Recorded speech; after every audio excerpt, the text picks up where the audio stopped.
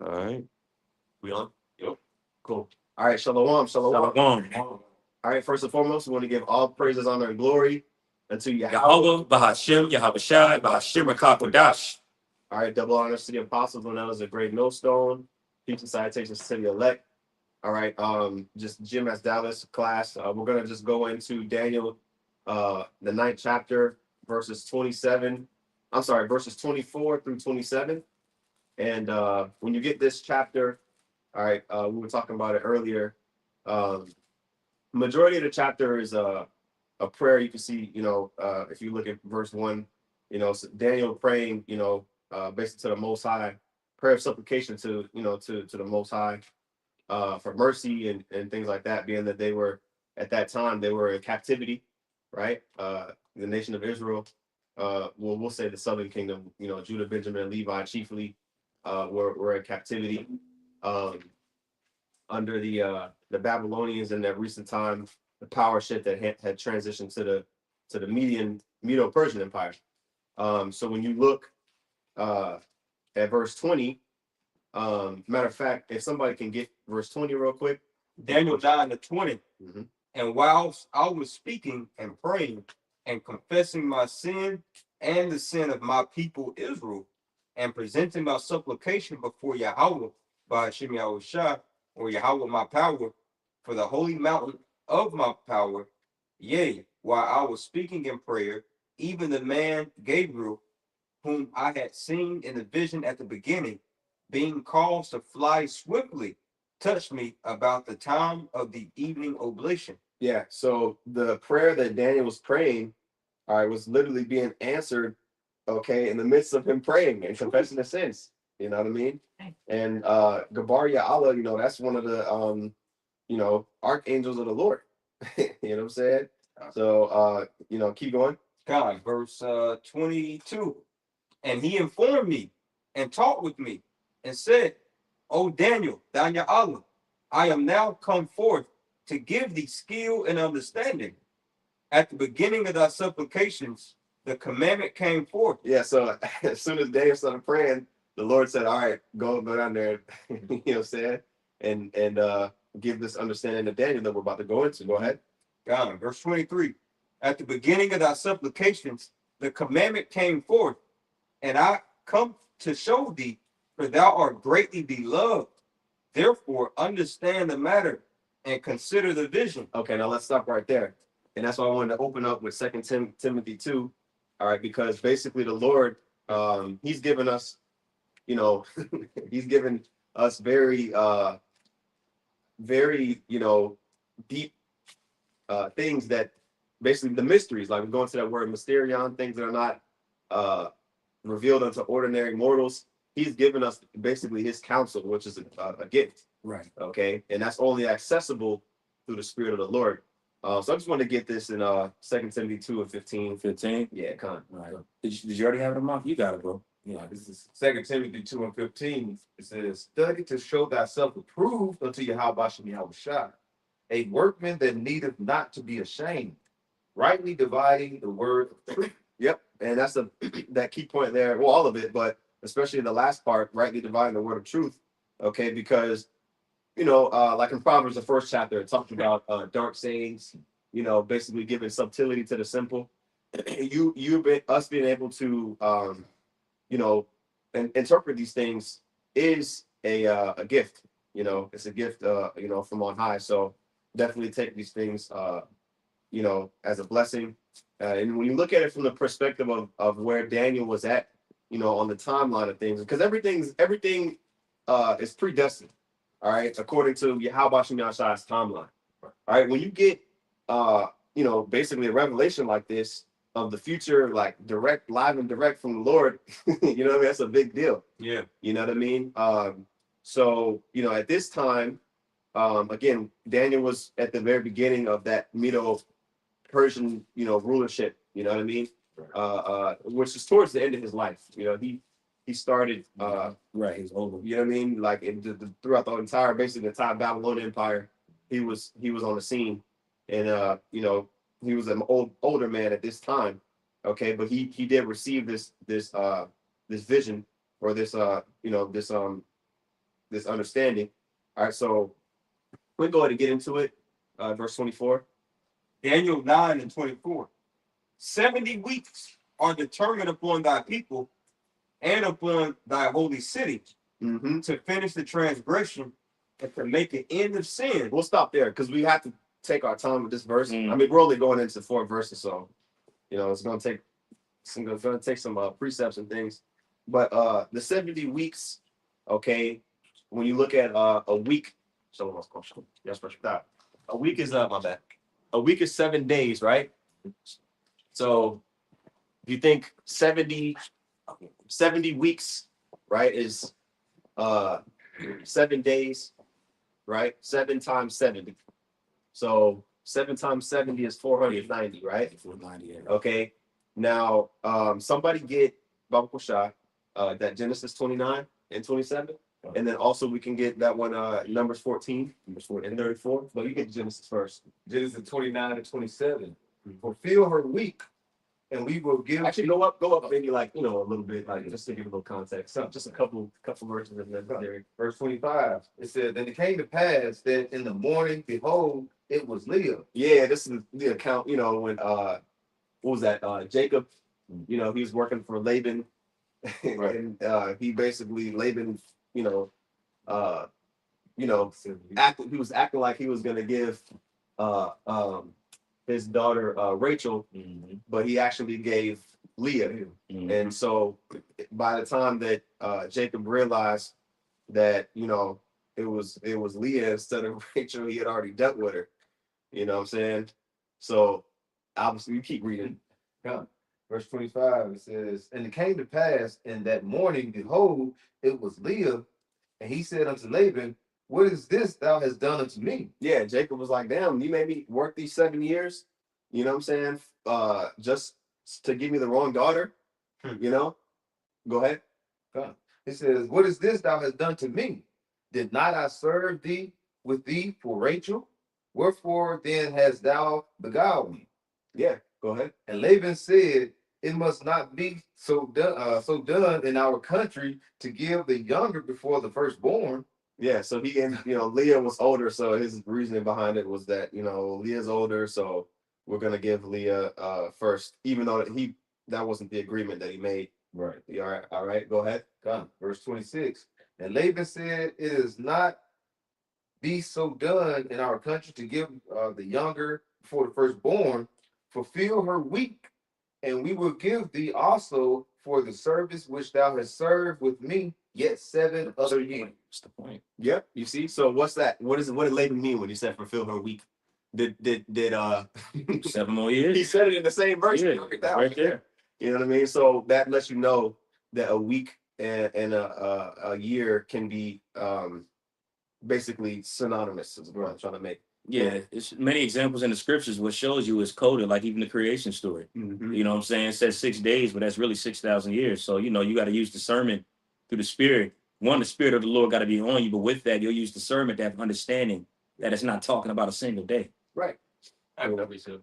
Okay, go ahead. This is Ezekiel chapter 4 and verse 6. And the context of this is when the Lord, had the prophet Ezekiel to enact the type of siege that Jerusalem was about to undergo.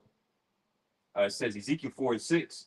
"And when thou hast accomplished them, lie again on thy right side, and thou shalt bear the iniquity of the house of Judah 40 days. I have appointed thee each day for a year." Mhm. So prophetically speaking, a day is likened unto a year, just like we bring out Revelation 11 chapter all the time, speaking about the 3.5 day period. Right. We understand spiritually that's speaking about 350-year time period. Mhm. Right. And Ezekiel was alluding to the law in Numbers the 24th chapter. I'm sorry, Numbers the 14th chapter. What did you just read? Oh, that was Ezekiel 4 and 6. Yeah. So as far as the week, being a year thing. Did you think you should still get that one? I mean, might as well. Yeah. You know what I'm saying? That's where Ezekiel pretty much got it from. Mhm. This is Numbers chapter 14, verse 34. And it says, "After the number of the days in which ye search the land, even 40 days, each day for a year, shall ye bear your iniquities, even 40 years, and ye shall know my breach of promise." Just as what the brother just brought out. Exactly. Because you know, when you read up, it talks about how the Lord said he was going to have to, you know, wander in the wilderness for 40 years. Okay, so that basically we got the point. You know what I mean? Mhm. Days can be equated into years, and weeks can also be equated unto years as well. Okay, so let's go back to. Did you just read? The number is 1434. Mhm. Let's go back to Daniel 9. yeah, and you know, these are one of the lessons. Of course, you definitely want to take notes. It was the first time, Yeah. you know, getting the breakdown. So yeah, definitely if you're taking notes, make sure you get that Genesis 29 and 27 in the notes as well. Just to add to your point that you just made, because it's very important because so-called Christians will bring this verse out and allude it to pretty much the latter days that we're in right now. Mhm. You know, that's their breakdown of this, you know, going into the 7-year tribulation, all of that bull BS. Mhm. You know, so it's important to write this stuff down because the so-called Christian will break this down very wrong. You know, this already took place in prophecy, what brothers are reading right now. You know, Okay, yeah, I'm gonna get this. The elder brought this up. It's a great point. So actually get the word for it was for week, right? Yep. All right, I'll get it real quick. It'll be Shabbat. Mm-hmm. Shabbat. Why? Yeah.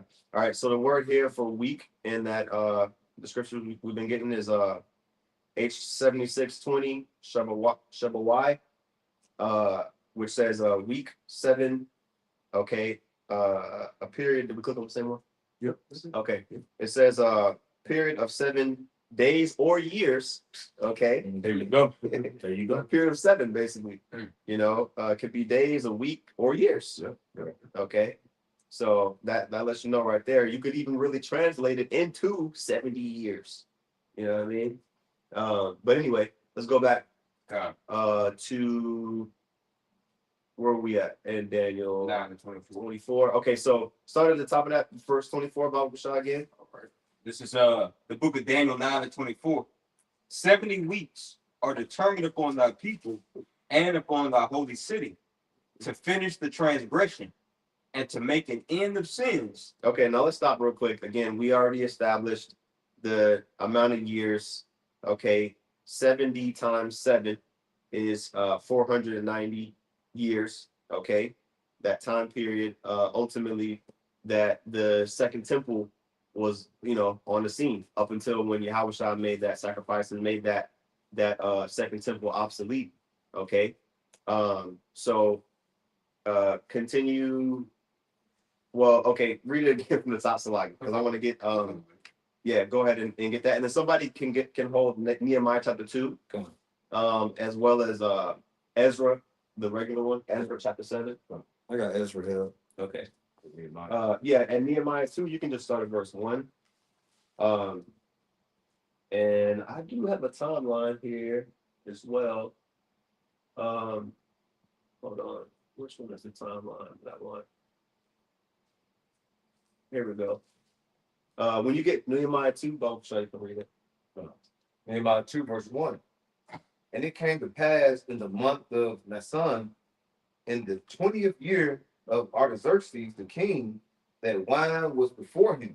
And I took up the wine and gave it unto the king. Right, and we know the story about how Nehemiah was a cupbearer for the king of you know, the Medo-Persian Empire, right? Go ahead. He said, and I took up the wine and gave it to the king. Now I had not been before time sad in his presence. Wherefore the king said unto me, why is thy countenance sad, seeing thou art not sick? This is nothing else but sorrow of heart. Then I was very sore afraid. Mm-hmm. And he said unto the king, let the king live forever. Why should not my countenance be sad when the city, the place of my father's sepulchres, lieth waste, and the gates thereof are consumed with fire? Mm-hmm. Exactly. So he was basically, you know, explaining to Artaxerxes why you know he was feeling bad, right? And even when the power transfer occurred between the Babylonians and the Medo-Persian Empire, Jerusalem, was still desolate until the decree went out, which you're about to go into. Go ahead. It says, verse 4, Nehemiah 2:4. Then the king said unto me, for what doest thou make request? So I prayed to the power of heaven. And I said unto the king, if it please the king, and if thy servant have found favor in thy sight, that thou would have sent me unto Judah, unto the city of my father's sepulchres, that I may build. And ultimately that request was granted. Okay. This timeline that I had loaded is just like not pulling up. Okay, I got it right here. I'm gonna just pull it because I'm screen sharing on my computer as well, brothers. But I wanted to get the year, which I believe it was like 440, around 444, when that was completed. Yep. Right. And then you can jump to yeah, exactly. All right, so I got it pulled up right here during Artaxerxes the first. I'm just showing my screen on this timeline. But So brothers that are listening on the other, just pull it up to kind of track it for yourselves. yeah, I now is recording on his computer, so it's showing it for you brothers that are listening live. Just kind of pull it up for yourself to follow along. yeah, and I probably should have got Ezra, chapter 6 and 7 first, because as we know about the history, Darius, Darius, he was the one that actually like allowed, for the temple to start, and then, Cyrus, it was multiple decrees, Cyrus and then Darius, and then, it took a period of years before Nehemiah came on the scene, and then the walls of the city were actually built up. Okay, because of course, first during Darius and Cyrus, during that time, and when you read in Ezra, which happened almost 100 years before this account that we just read in Nehemiah. That's why I didn't include it in it, because it's really Nehemiah really was this, when the walls of the city were built up. Okay, that was after the foundation of the temple was laid. You know what I mean? So that pretty much completed what we're reading here in Daniel 9:24, all right, with the beginning of that 70 weeks. Right. You got Joshua and Zerubbabel that pretty much started it, and then Nehemiah and Ezra, they were the prominent figures of the finishing of it. Exactly. What, so we don't really need to get Ezra because it we kind of passed over it already. For sure. But Nehemiah, you can read about it, the finishing of that, and Artaxerxes, being the contemporary Persian king. Okay, you can read about that in the book of Nehemiah. Okay, where did I want to go from there? Let's read Daniel 2. Verse 24 again. Come. Going back. This is Daniel chapter 9:24.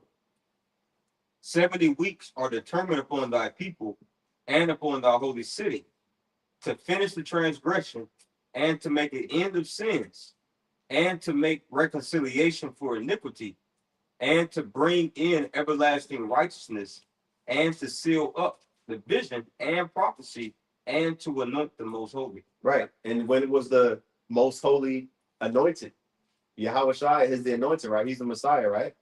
Well, that happened, during his lifetime and during ultimately his crucifixion. Okay, that ended that 70-week period, which is going to expound on more in verse 25. You can keep going.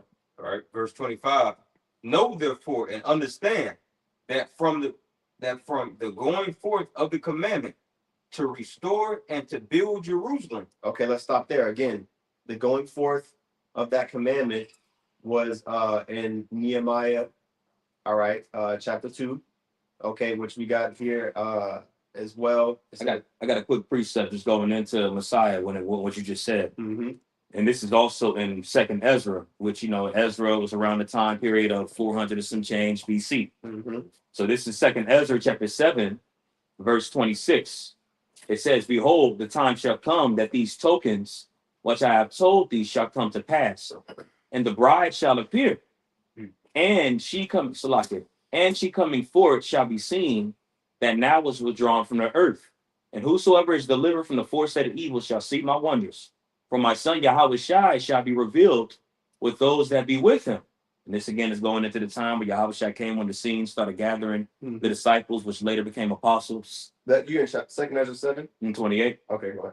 it says, "For my son shall be revealed with those that be with him, and they shall remain and rejoice with him 400 years." Exactly. You know, so like we going into Joshua and Zerubbabel was about 5 and some change. Right. Ezra and Nehemiah was about 4 and some change. Mhm. So about 400 some change years after that, that's when Yahushua came on the scene. So Ezra got a very similar prophecy to Daniel. Mhm. You know, a few similar prophecies to Daniel actually. Yep. You know, That's right. That's right. Okay. So let's go back to Daniel 9 and 25. Can you read that again from the top? God. Daniel chapter 9 and 25. Know therefore and understand that from the going forth of the commandment to restore and to build Jerusalem unto the Messiah, the Prince, Mhm. shall be 7 weeks and 62 weeks. All right. So basic math, a score is 20. So 3 score is what? 60, right? Mhm. Okay. It says 3 score and 2, so that's 62. Right. Plus 7. 62 plus 7 is what? 69. Right? Am I tripping? No, that's it. That's All it. right, so that's 69. So 69 weeks. All right, which is ultimately that 438 years. Okay. When you go into the difference between the solar year and a prophetic year, it's a little bit different. All right, but when you do the math of prophetic years, it lines right up with what's being brought out here. Okay. And we already got Nehemiah 2. Let me see here. Can somebody get go ahead. If I had also that week, it's really like 7 years, so you get that. Each week is like 7 years. So how you prove that is when Jacob was working for Laban. We brought that out earlier as the spirit. Yep, Yes, the spirit. Yep, Everybody yep. started off with that, you know. Can you finish that verse, Bo? Mhm. Going back, Daniel 9 and 25. Know therefore and understand that from the going forth of the commandment to restore and to build Jerusalem unto the Messiah, the Prince, shall be 7 weeks and 62 weeks. The street shall be built again, and the wall even in troublous times. Can somebody hold Luke 21 and 20? Baba Shah. And then also Jeremiah 17 and 1. All right, because immediately, well, very shortly after Yahweh's crucifixion, all right, those troublous times, all right, were right around the corner, all right, which Yahweh prophesied of when he was still alive, when he was on the scene. Okay. Whoever got Luke 21 can get it real quick. Luke 21 and verse 20. Mm-hmm. And you can start up. This is synonymous with Matthew 24, which we get all the time. Yahweh prophesies about 70 AD in Matthew 24. And in this chapter, Well, even just to go back to that as well, because even it's going into the building of the second temple. As we were building the second temple, we were being troubled by those heathen. I'm gonna ask if I may, if I could bring that out really quick. But this is a second Ezra, the 4th chapter. I'm sorry, I said second Ezra. This was Ezra chapter 4, because as we were building, those heathen troubled us as we were building. So this is Ezra chapter 4, and I'll just read really quick, starting at the top. But it says, "Now when the adversaries of Judah and Benjamin heard that the children of the captivity builded the temple unto the Lord Yahweh of Israel, then came to Jerusalem to the chief of the fathers and said unto them, Let us build with you, for we seek your God as ye do. And we do sacrifice unto him since the days of Esarhaddon, king of Assyria or Ashur, which brought us up hither." And you can bring that account up, in 2 Kings, the 19th chapter, 37th verse around there. All right.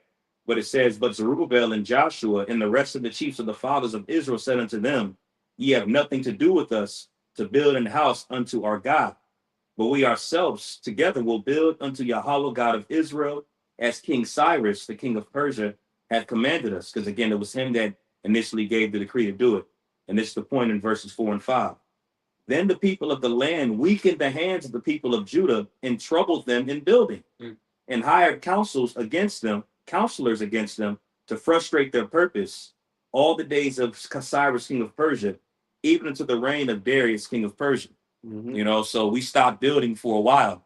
And Jake tried to pretty much use it as, well, the scriptures does say 70 years, but it's only 65 years. So that's why they kind of stopped, you know, but it was those heathen, you know, that pretty much wrote those letters to get us to stop building, you know, going into that. So they troubled us as we were building, but eventually we were still able to build after they troubled us.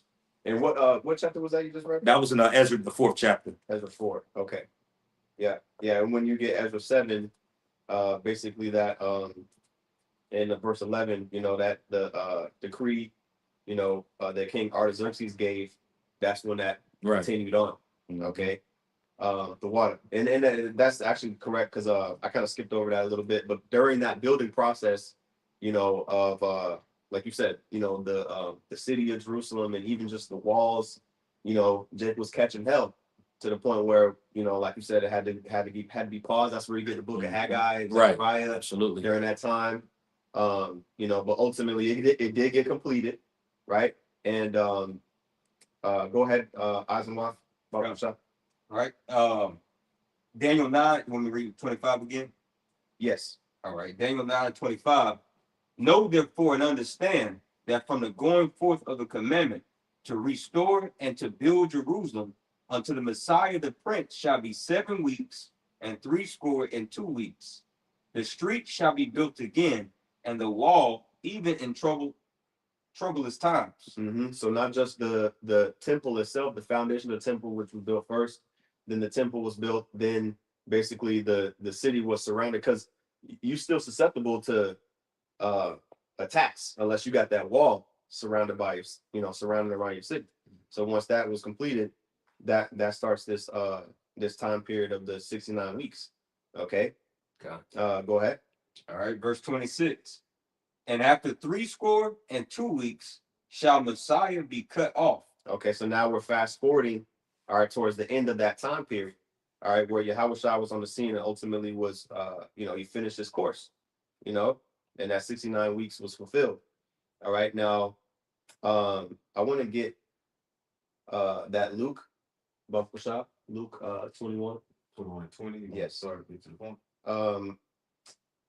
Let's read verse 26 a little bit first, and then we'll get it. Go ahead, Azaman. Oh, Daniel 9 again. Did you can you finish the verse in verse 26? Yeah, Daniel 9:26.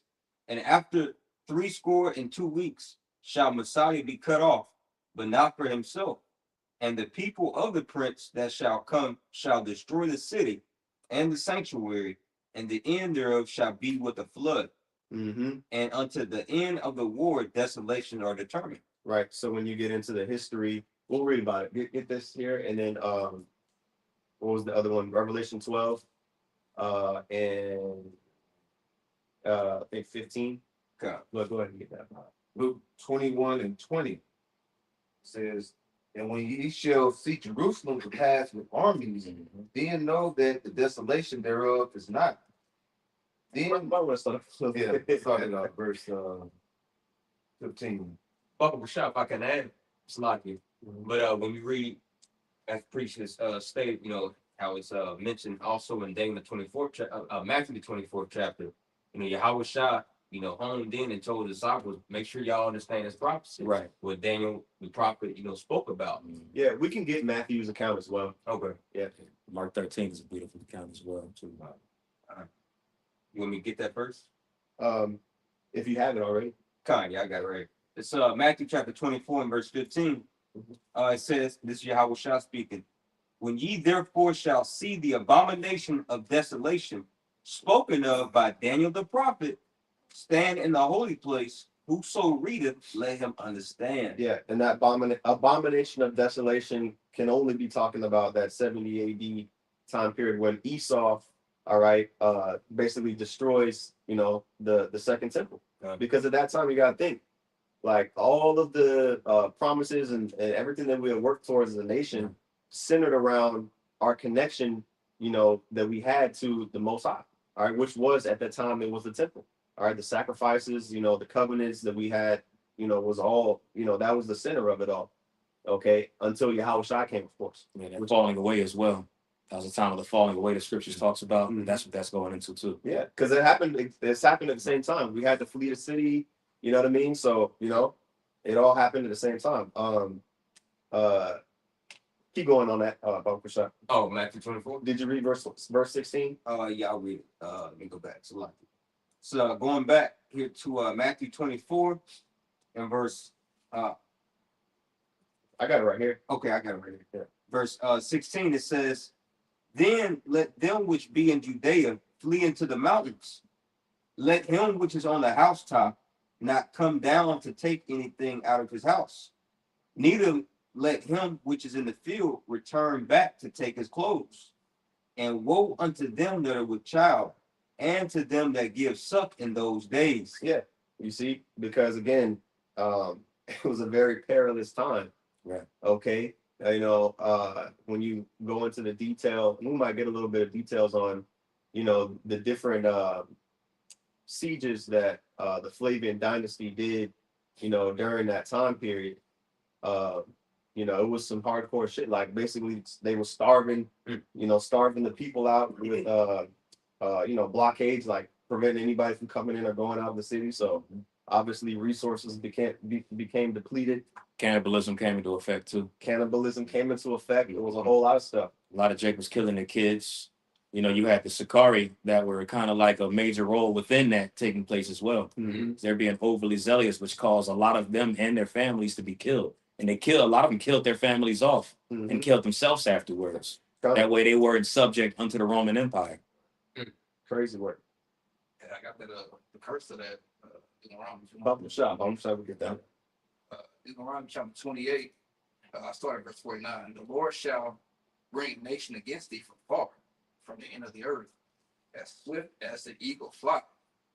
A nation whose tongue thou shalt not understand. A nation that was in obviously Roman Empire, their symbol was the eagle. Mm-hmm.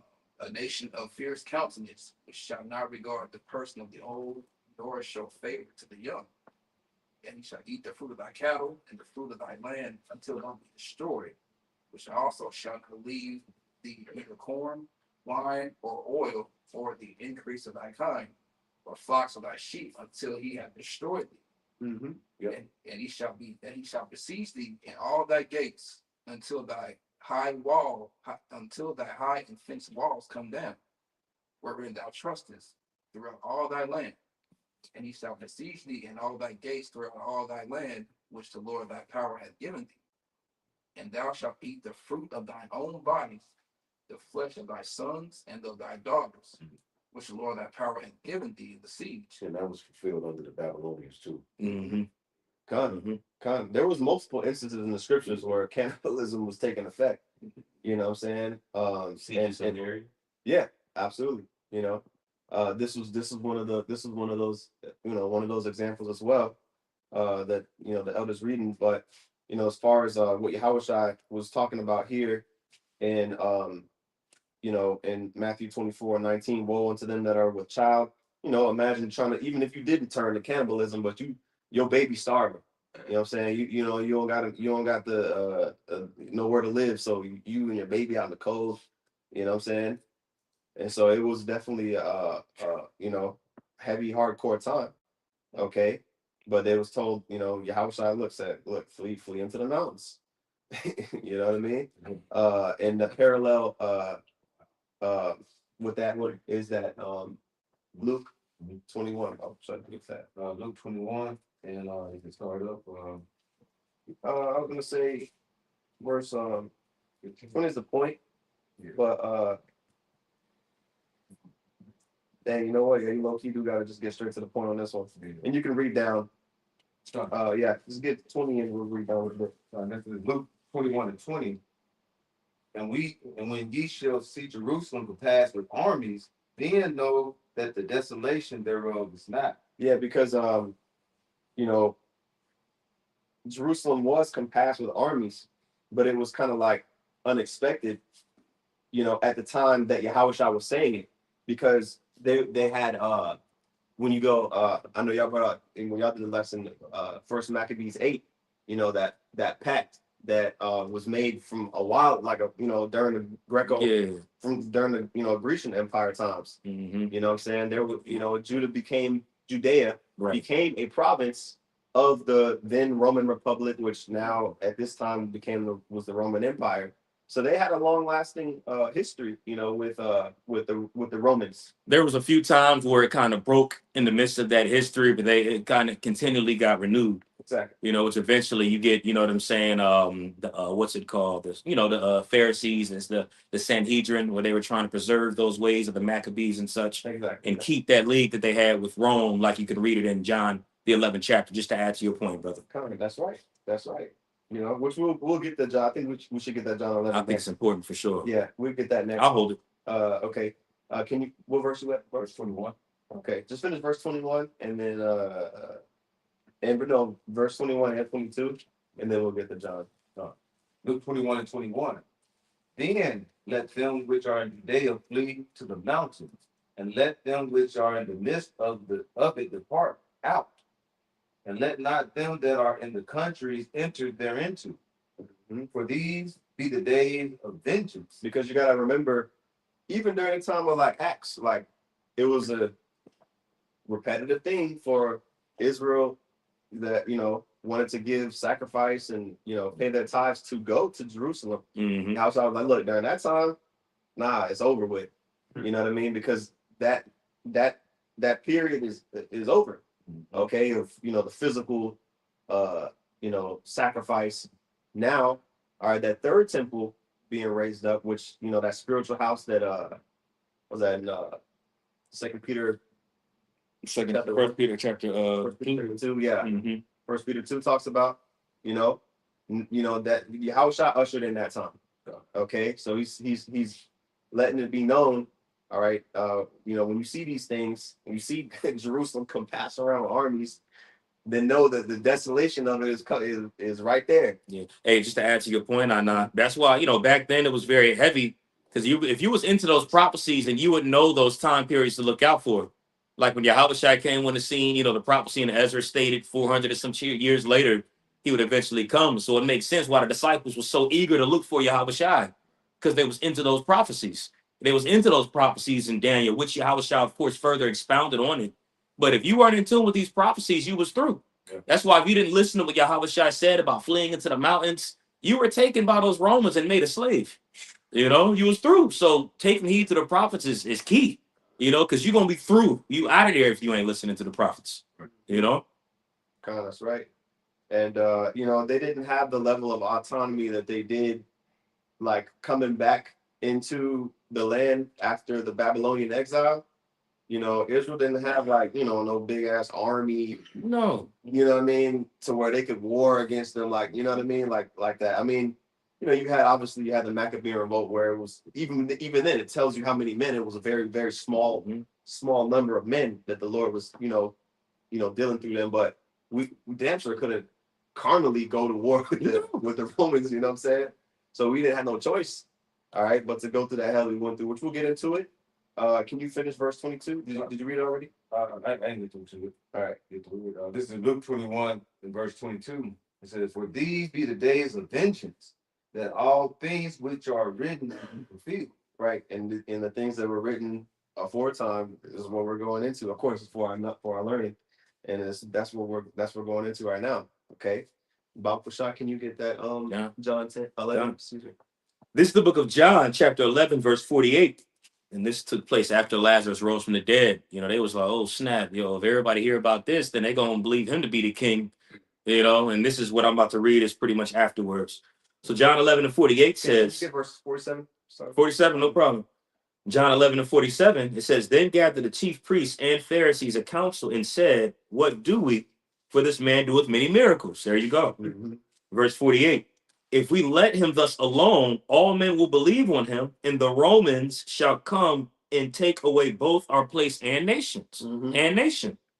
And one of them, named Caiaphas, being the high priest that same year, said unto them, ye know nothing at all, nor consider that it is expedient for us that one man should die for the people, and that the whole nation perisheth not.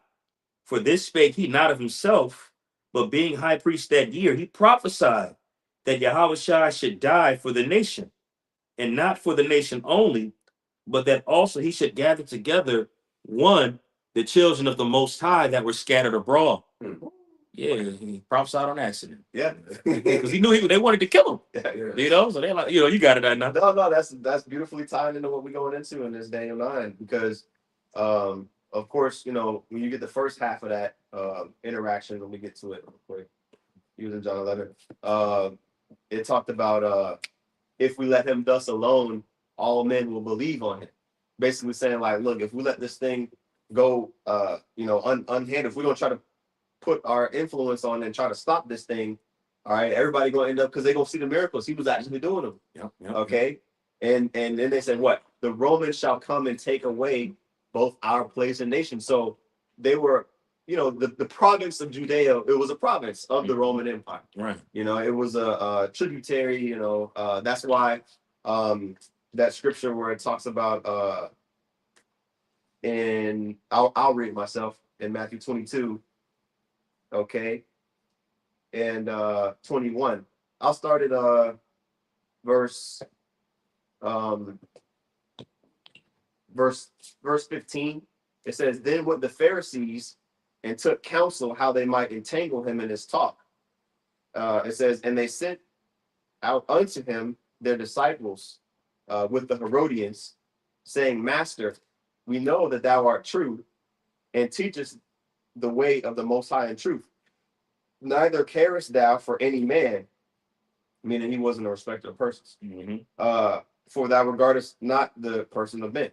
Right? It says, tell us therefore, what thinkest thou? Is it lawful to give tribute unto Caesar or not? Okay. So what was Yahweh's response to this? Okay, it says, because basically, obviously, the Pharisees were trying to get Yahushua to look like he was, saying blasphemous things. You know what I mean? So they tried to set him up in situations to where he either contradict himself or look like he was transgressing the law. Right? Verse 18 says, but Yahushua perceived their wickedness and said, Why tempt ye me, ye hypocrites? Show me the tribute money. Okay, and they brought unto him a penny, and he said unto them, whose is this image and superscription? They say unto him, Caesar's. Then said he unto them, render therefore unto Caesar the things that which are Caesar's, because the money that they were talking about was, all the Caesars had what's the name, their image and their inscription on every coin that was out, just like how you got today. Okay, so he said, render therefore unto Caesar the things which are Caesar's, which lets you know he wasn't against them paying the tribute money. You know what I mean? Because just for the maintenance of the and the stability of them being a province. He wasn't really saying rebel, but the Spirit of the Lord had them to rebel. Right. Absolutely. You know what I mean? And end up getting jacked up. All right. It says, and unto the Most High the things that are the Most High's. Okay.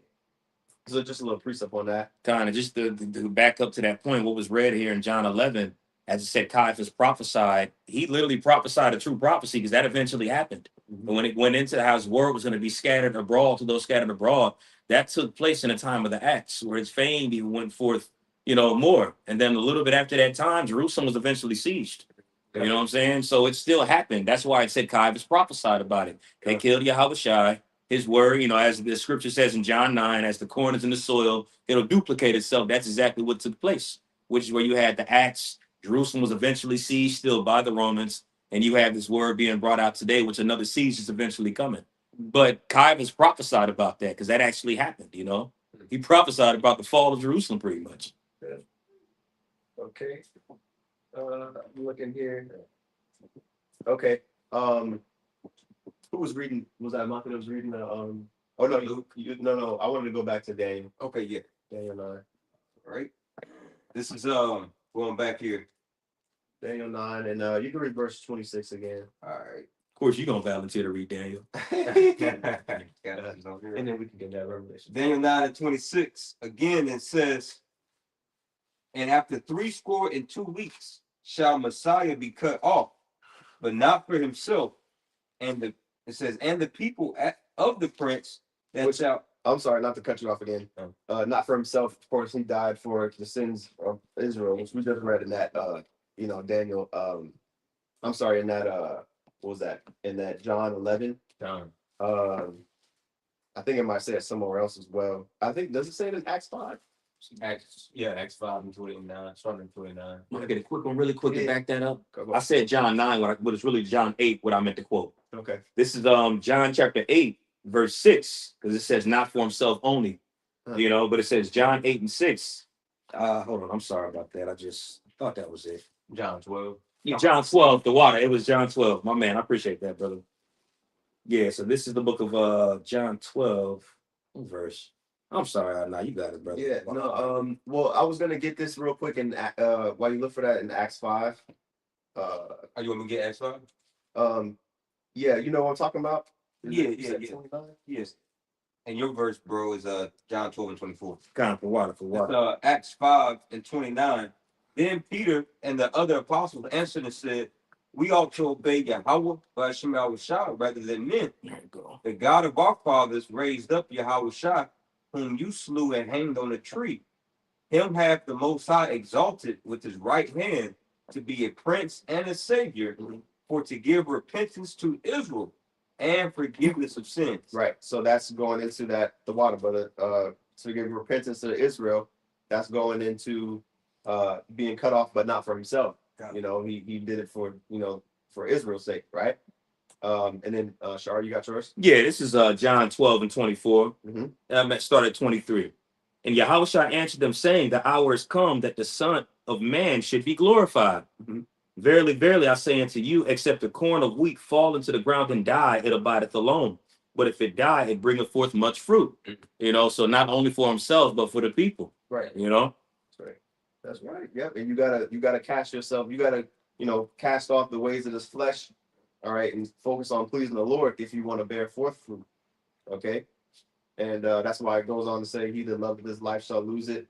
So we follow in after that same stead. We love not our lives unto the death. Okay. And okay, so after we finish this in Daniel 9 and 26, we'll get Revelation 12 and 15. Daniel 9 and 26 again. And after 62 weeks shall Messiah be cut off, but not for himself. And the people of the prince that shall come shall destroy the city and the sanctuary, and the end thereof shall be with a flood.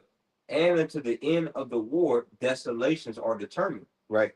So there was a war period, all right, during the Flavian dynasty. Okay. What was the name of that war? I know Apostle Roman said it. Sodom.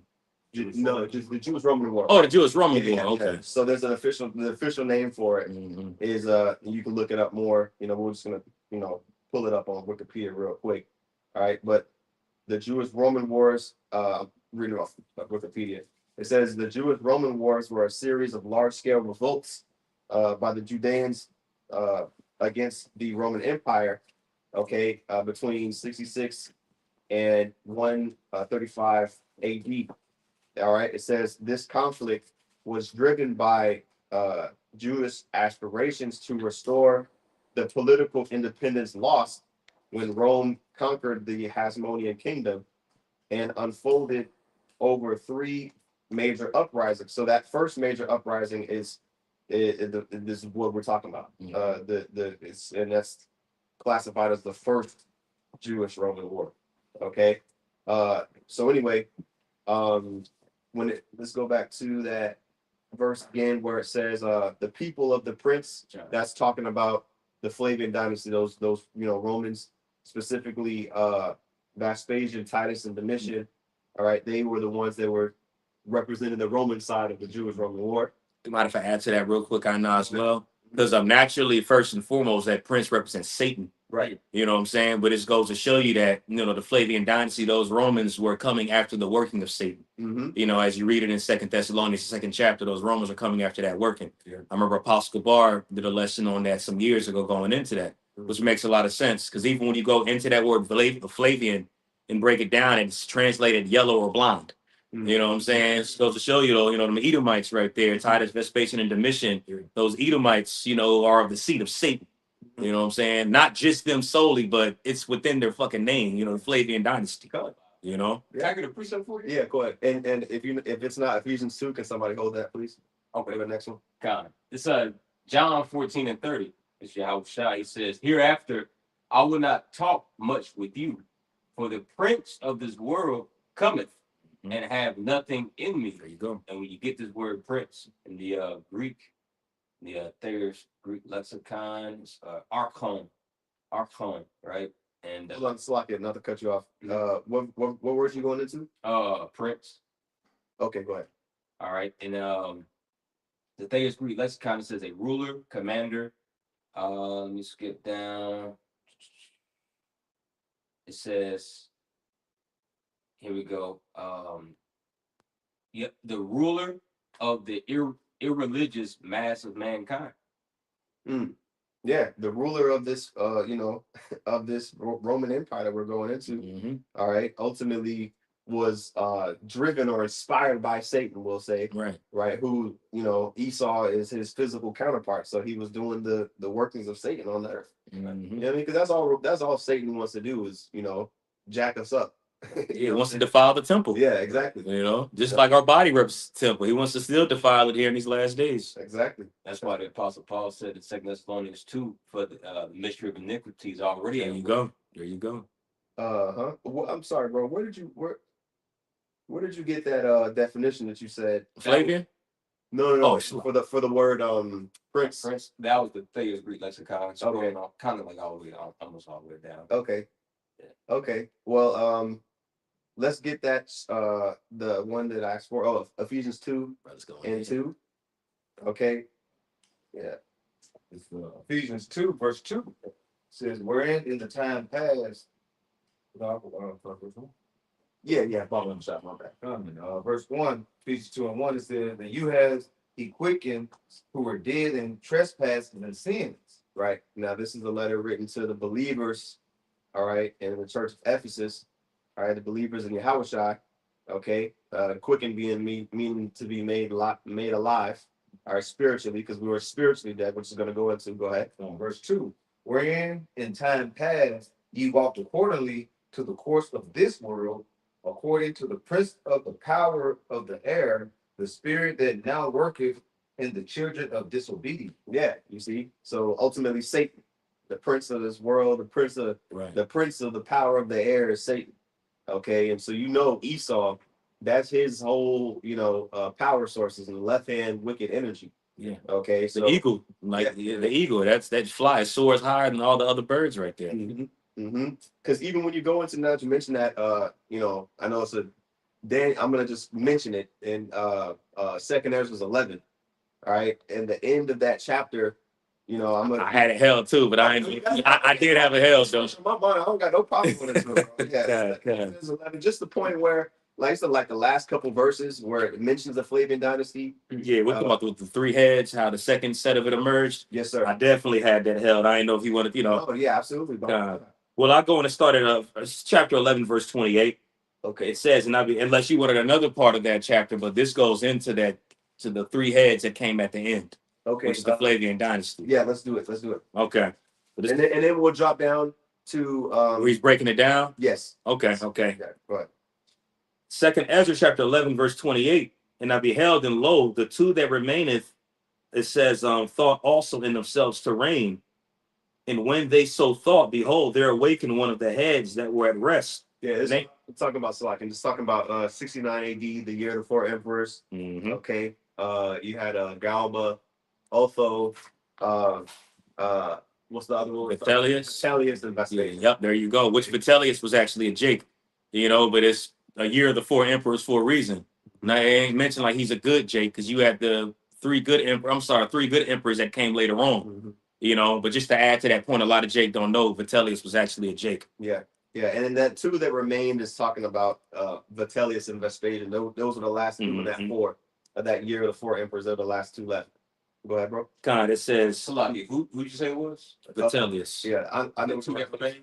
Yeah, the 2 that remain were Vitellius and Vespasian. So Vitellius and Vespasian actually went to war with each other. Yeah. You know what I mean?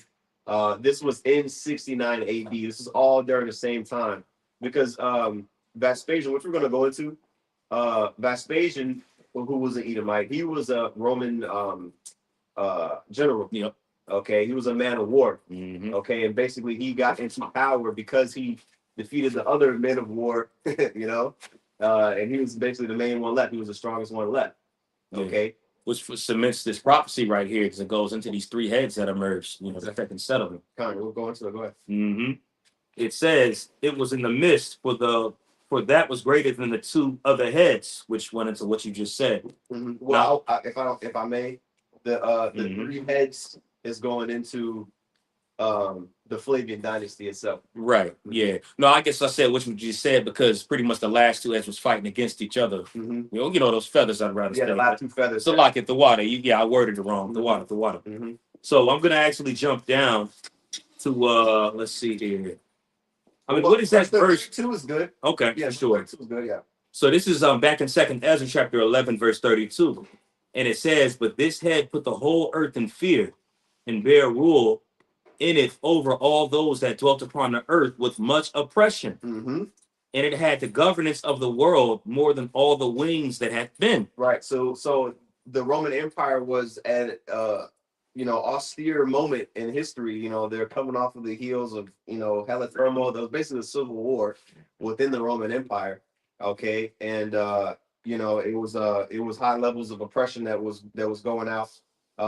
Again, this was at the same time you had a revolt that was stirring up. You know what I mean? You know how when rulership gets weak, that's when the provinces start trying to revolt, Right. and, separate themselves, right? So this is all during that same time, and that was the specific point. Unless you have something else you want to get wrong. Yeah, just to add to your point, when you read 2nd Ezra 11, this whole chapter is going into a time period in Rome that's called Pax Romana. Mhm. It goes into those 12 Caesars and such like that. Mhm. But ironically enough, the word pax, which means peace, where you get the word pact from, Mhm. they were barely even at peace. They was fighting one another, doing a bunch of hoe ass stuff, Edomite stuff to, have the upper hand over their predecessor. Mhm. That's all I was gonna say on that. Okay. All right, that's good. Verse 42 is also a good one I was looking at, but that's pretty much it that I wanted out of that. And then we can go back again in verse 26, Azawath. Okay. All right, read it all the way down. And then we're gonna get Revelation 12. Go ahead. Daniel chapter 9 and 26 again, it says, and after 62 weeks shall Messiah be cut off, but not for himself. And the prince and the people of the prince that shall come shall destroy the city and the sanctuary, and the end thereof shall be with the flood. And unto the end of the war, desolations are determined. Right. Okay, again, going into that first Jewish Roman war. Okay. So this is also talked about in Revelation chapter 12 specifically. So we want to get that prophecy as well. Mm-hmm. Right. So the 62 weeks. What exactly is it? In which verse? Just I'm sorry. Daniel 9 and 26. And after 62 weeks. what is that? That's basically the time period that Yahushua was on the scene up until he got crucified. Yeah.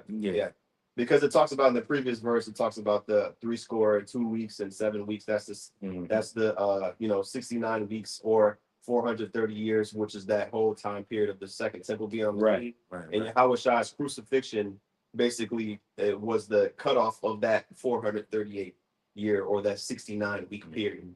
Okay, it just says 62 weeks is Right. the end of that 69 week or 438 year period. Mm-hmm. Okay. Okay, so then when it talks about the sanctuary being destroyed, the city being destroyed, again, going into that 70 AD. So I wanted to get that. Whoever got that in Revelation 12 and 15. Yeah, this is Revelation 12 and 15. And the serpent cast out of his mouth water as a flood after the woman, that he might cause her to be carried away of the flood. You see? So that lets you know that correlation of a flood being talked about There you go. of basically judgment, which we can get that word for flood. I'll get it real quick. Man. And you can read up I got it. Yeah, go ahead. Yeah, it said Potamos, Mhm. stream, river, torrent, floods, brook.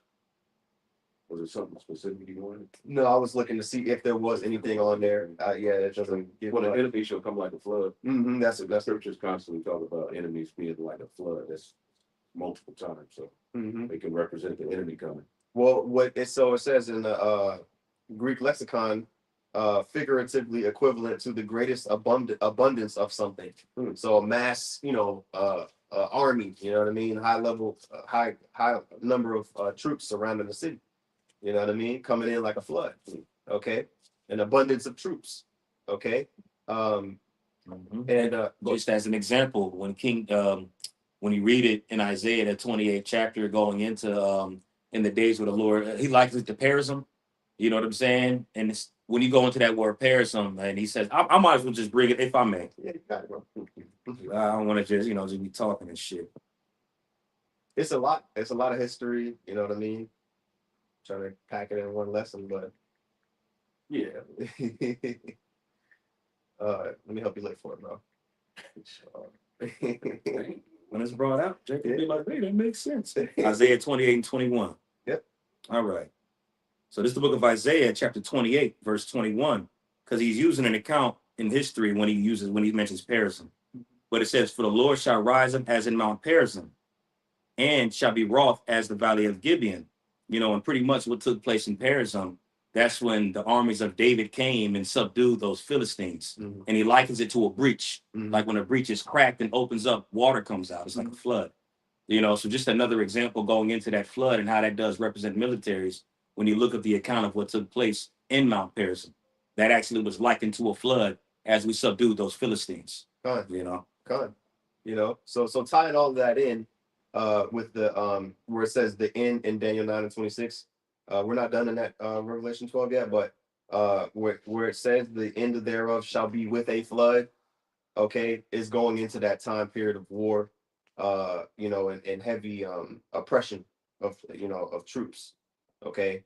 So can we go back to that in Revelation 12? We could just read it one more time. Revelation 12 and 15, and the serpent cast out of his mouth water as a flood after the woman. And who's that serpent? That old serpent, the devil, Satan, Esau. Okay, specifically during the Roman Empire. Okay, when he was put in hell on Judah, Benjamin, and Levi specifically. Yep. Okay, which is that woman. Yep. Okay. Yeah, in that very chapter, Salaki, he describes it as a dragon. It's a serpent, it's a dragon, but it said the red dragon, which has 7 heads and 10 horns. And it described it as the kingdom under Herod that would take down, right? That will try to take the Yahushua out. Exactly. So it even goes into that. Yeah, Herod was literally an Edomite historian. So this is talking about Esau. Yep. Oh, At the end of the day. Yeah. Yep. So did you finish that verse? It says, and the serpent cast out of his mouth water as a flood after the woman, that he might cause her to be carried away of the flood. Yeah, and that was the point I wanted, that he might cause her to be carried away of the flood to the point where Israel was just utterly taken out, to the point where we didn't have no resting place anymore. Right. You know what I mean? We didn't have no sovereign land mass that we could, say, all right, this is our land where we can live. Basically, we were scattered. We all became Israelite foreigners at this point in history. Okay. Are you following away? Yeah, kind of. Yeah, I got one. Okay, go ahead. Micah 4 and 10. Be in pain and labor to bring forth, O daughter of Zion, like a woman in travail. It's linking back to Revelation 12. It says, for now shalt thou go forth out of the city. And what city is that talking about? Jerusalem. Okay, and this is when it occurred during the time of the 70 AD, the Roman-Jewish war. It says, and thou shalt dwell in the field. Okay, as we were scattered to the utmost parts of the earth, the 4 corners of the earth. And thou shalt go even to Babylon, which is where we're at now. There shalt thou be delivered. There shall Yahweh, Bashim Yahushua, redeem thee from the hand of thy enemies. Just bring that out, because the starting point of that was 70 AD. And now here we are in America, Babylon the Great. That's right. Okay. And I wanted the last verse is 27, so we can broke everything down to verse 26. We can just get the last verse in verse 27. Daniel 9:27, and he shall confirm the covenant with many for 1 week. And in the midst of the week, he shall cause the sacrifice and the oblation to cease. Right. So when you get that, hold on, I got so many damn tabs. Hold on, let me X out of these. Organize myself a little bit. All right. When you get that where it says he shall confirm the covenant with many for 1 week. Okay, basically, us being able to sacrifice, all right, us being able to have that state of existence, all right, it was it was tolerated, all right, up until we ended up getting cut off and infiltrated by the Flavian dynasty. Okay, so this time period of basically 66 AD up until 73 AD, we'll say. Yeah. That's that week, okay, that that time period that we was allowed, basically the very end of us being in the land, all right, before the temple was destroyed, because it says in the midst of the week, which 70 AD, right in between 66 and 73, during the middle of that 7-year time period of the first Jewish-Roman War, all right, Jerusalem specifically was infiltrated, okay, and the second temple was destroyed, okay, but that conflict lasted for 7 years, okay, because you got somebody mentioned that the siege of Masada, that was after the second temple was destroyed, but Jake was still fighting, you know what I mean? So that's what this time period is talking about, that 1 week. So correct me if I'm wrong. So this verse 27, this is ultimately completing the 490-year time period, because before this, it's kind of like verse 26. Yes, it's from the building of the walls until Yahweh Shai. That's 483 years. And then this last verse is that final week. The last 70. Okay. Yes, sir. Yes, sir. Absolutely. And it says, and in the midst of the week, right, from 66 to 73, that was that week, but 70 AD was, we said all the time, that was in the middle of that. Literally in the middle. You know what I mean? That was when it says he shall cause the sacrifice and the the oblation to cease. Why did it cease? Because even though Yahushua was crucified in 33 AD more or less, right?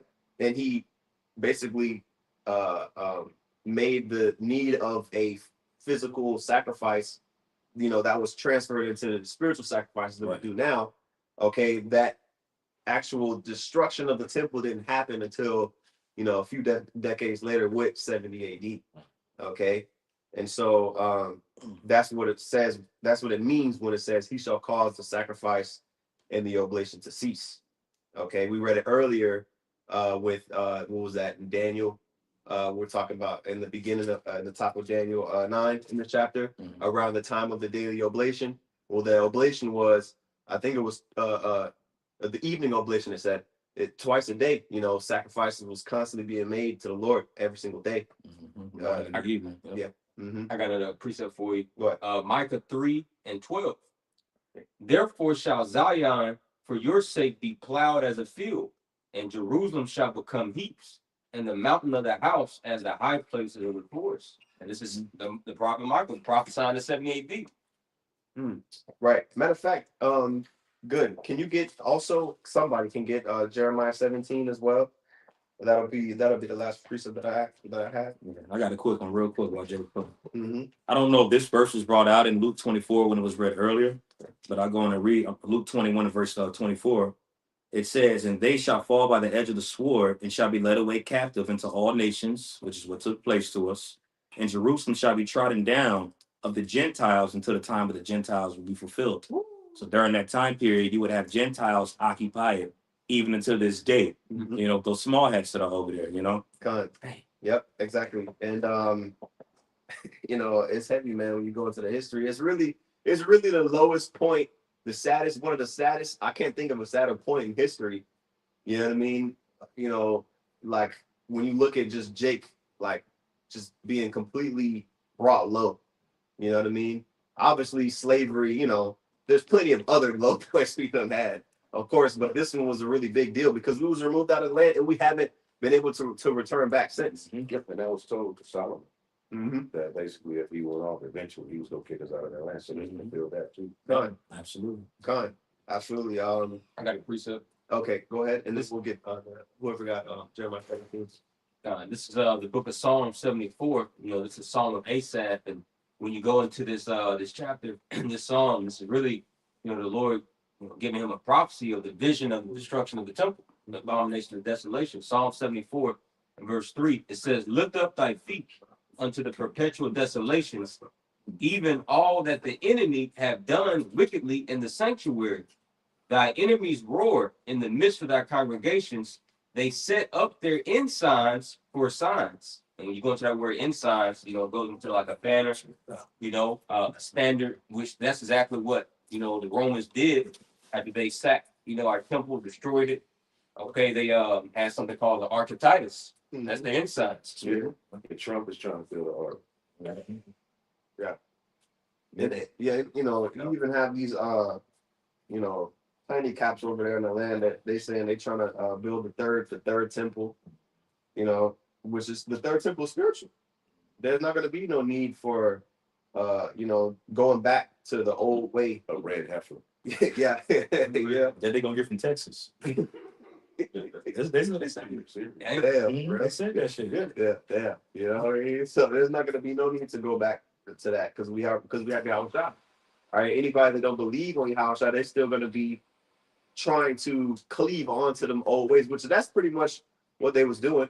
The individuals of our nation that was rebelling against the Roman Empire, they were trying to hold on to the old way. And they held on all the way into a sinking ship unto their deaths. Okay. Which is why, you know, Yahushua warned, we already covered it, but this is why Yahushua warned our people of what was going to come beforehand. So that way, when it came to pass, they knew what to do. Okay. That's why the prophets are important. Absolutely. Better listen. That's right. Finish 27. Yes, Baba Kushah. Daniel 9 and 27. "And he shall confirm the covenant with many for 1 week. And in the midst of the week, he shall cause the sacrifice and the oblation to cease. And for the overspreading of abominations, he shall make it desolate, even unto the consummation, and that determined shall be poured upon the desolate." Right. Now, I do want to get this verse in the NLT just for comprehension's sake. I'll read it. I got it here. It says Daniel 9:27 in NLT. The ruler will make a treaty with the people for a period of one set of 7, which is that 7-year period. But after half this time, he will put an end to the sacrifices and offerings. All right, 70 AD. It says, and as a climax to all his terrible deeds, he will set up a sacrilegious object that causes desecration. Yep. Okay, because you know, when you look at all of the riches that was taken out of the city, taken out, you know, from the temple, all those things that were brought out, which was shown in the Ark of Titus, that was right. You know, shortly after those, you know, that war, the Roman Colosseum was built. All right, basically Rome was expanded, and it was known to be at its height. You know, it was expanding its territories, but it was able to you know, flaunt its riches after that. Okay. And you still have the Roman Colosseum standing today. You know what I mean? You still have the Ark of Titus standing today as sacrilegious objects. Right. You know, that remind us of that time period. They're all over. They're all around. They call that Colosseum one of the 7 greatest wonders in the world. Yep, exactly. Based on our downfall. Con. You know what I mean? So, and it says, until the fate decreed for this defiler is finally poured out on him, which we're in those times today. You know, Esau's fate of being brought down, okay, his sins being stacked up into heaven, the Lord's going to reward her double unto all her works. The Lord hasn't forgot about all the shit that he's done during the Grecian Empire, during the Roman Empire. All right, and during this time, all right, it's all going to come crashing down on him, all right, according to the scriptures. You know what's crazy? That's why I said the mark upon his ass. Go back to Genesis. Yeah. You know where he had it all the time. He's the man of sin. The borders of wickedness. I got this real quick. Go ahead. I just typed in on the Google. It says the silver denarius, which is the Roman coin, featuring an embossed profile of the Emperor Vespasian and the words Caesar Vespasianus, was struck in 69 to 70 AD. The coin shows a mourning female, it says Jewish woman, Israelite woman, seated under a palm tree or trophy. So, like, what's the name of that coin? The silver denarius, Okay. Judea Capta. We captured Judah. Yeah, you can read about that in a book called Madden's Jewish Coinage, which you're going into right there. And even on that page that goes into that, it titles it Princes of Edom, with all those images of the Flavian kings of the Flavian dynasty on the coin. It says Princes of Edom on there. I never heard of that book. Madden's Jewish Coinage. You okay? Yeah, It was years ago. Years ago, I went into it some years ago. yeah, y'all used to go into this book. He didn't found one y'all ain't found. Angels on. Yeah. Years This ago. is these are the coin. The coin. This is what the coin look like right here. Just to show you, brothers. You know what I'm saying? Yeah. The one that you talking about. That's represent Judea weeping. The woman weeping for getting the temple ransacked. That's the woman right there. And Esau standing over with palm trees. Palm represent victory. Yeah.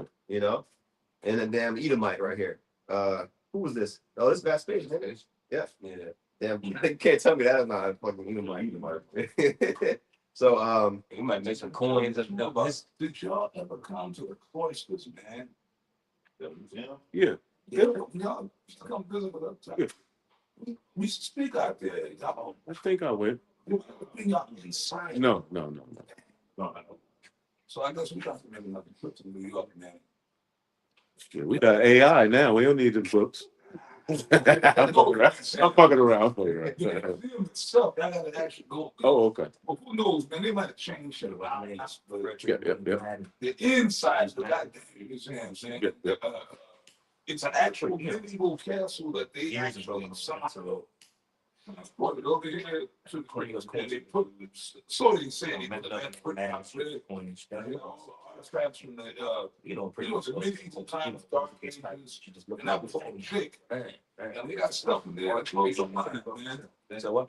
Back in the 90s, we saw Apostle Hall used to go there, and we got like a suit of armor in there. It was from one of them actual knights from back during that time, so-called Dark Ages. He saw medieval times, Dark Ages.